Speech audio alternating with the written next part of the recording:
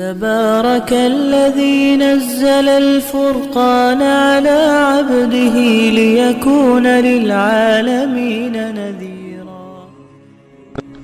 اللہ اپنے بندوں کی کیسے مدد کرتا ہے، ذرا ایک دو واقعات سن لیجئے. رابعہ بصریہ اللہ کی نیک بندی اپنے صومعے میں عبادت کرتے کرتے تھک گئیں تو سو گئیں. ایک چورا نکلا، اس نے دروازہ کھولا، اندر گھسا، کوئی اور چیز تو نہیں اسے نظر آئی مگر ایک چادر پڑی ہوئی تھی. اس نے کہا چلو چادر ہی لے چلتا ہوں. جب چادر اس نے اٹھائی اور واپس جانے لگا، ایسا سر چکرایا کہ اس کو آنکھوں کے آگے اندھیرا ہو گیا، دروازہ نظر ہی نہیں آیا. تو بہت کنفیوز ہوا اور اس نے چادر نیچے پھینک دی. جیسے ہی نیچے پھینکی دروازہ نظر آیا تو اب اس پہ نا خوف طاری ہو گیا اور وہ باہر نکلنے لگا. جیسے باہر نکلنے لگا ایک آواز آئی، اگر ایک دوست سویا ہوا ہے تو دوسرا دوست جاگتا ہے. اگر ایک دوست سویا ہوا ہے تو دوسرا دوست جاگتا ہے. تم کیسے یہاں سے کوئی چیز چرا کے جا سکتے ہو؟ وَهُوَ يَتَوَلَّى الصَّالِحِينَ، وہ اللہ تعالیٰ نیکوکاروں کا سرپرست ہے، ان کا ذمہ دار ہے. چنانچہ ایک بڑھیا کا واقعہ لکھا ہے کہ اس کا گھر بادشاہی محل کے ذرا قریب تھا، اکیلی تھی. ایک دن اس کو رشتہ داروں کے ہاں تقریب میں جانا پڑ گیا تو وہ چلی گئی اور وہاں اس کو 1-2 مہینے لگ گئے. جب 2-4 مہینے کے بعد واپس آئی تو وہ بڑھیا اپنا گھر دیکھتی ہے تو گھر نظر نہیں آتا. اس نے کسی سے پوچھا کہ یہاں تو میرا گھر تھا. انہوں نے کہا بھئی تو یہاں تھی نہیں، اور یہ بادشاہ کے محل کو تھوڑا سا ایکسٹینڈ کرنا تھا، تو جب 2-4 دن دیکھا کہ کوئی یہاں ہے ہی نہیں تو تمہارا تالا پولیس نے کھول لیا.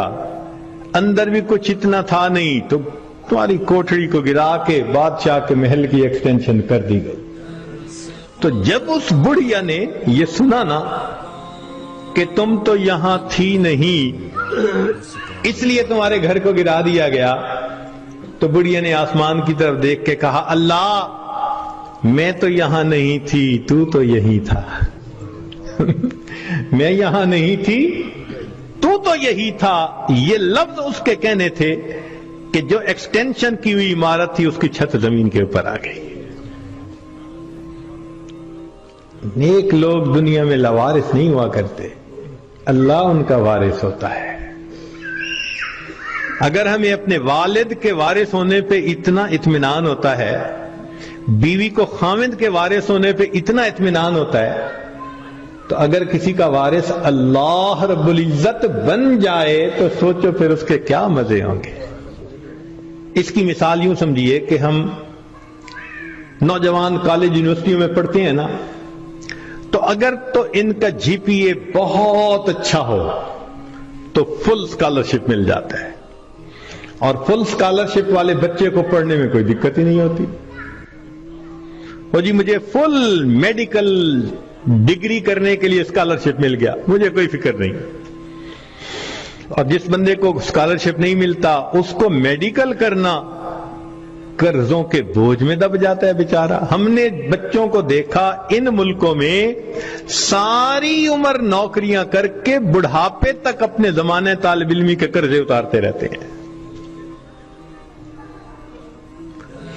تو جس کو فل اسکالرشپ مل جاتا ہے پھر اس کا تو معاملہ ہی کچھ اور ہوتا ہے. یوں سوچئے کہ ایک 100 منزلہ عمارت ہے اور اس میں لفٹ لگی ہوئی، ایلیویٹر لگا ہوا ہے، اور ہمارا کام ہے بس پش دبا کے دروازہ کھولیں اور سوار ہو جائیں. تو پھر 100ویں منزل پہ پہنچنا تو کوئی مشکل نہیں نا. اور ایک 100ویں منزل سے رسہ نیچے لٹکا ہوا ہے. اب ایک بندہ رسے سے چڑھنا چاہتا ہے، کتنا پریشان ہوگا، کتنا وہ مصیبت میں پڑے گا، کتنا بڑا رسک لے گا، اور اگر رسہ ہاتھ سے چھوٹ گیا تو مر بھی سکتا ہے. جیسے ایلیویٹر سے اوپر جانا اور رسے سے اوپر جانا اتنا دونوں میں فرق ہے، اس سے زیادہ فرق ہے اللہ کی سرپرستی میں آ کے زندگی گزارنا ایلیویٹر سے منزل پہ پہنچنے والی بات ہے، اور گناہوں کے ساتھ رسے سے لٹک کے زندگی گزارنا 100 منزلوں پہ جاننے والی مشکل بات۔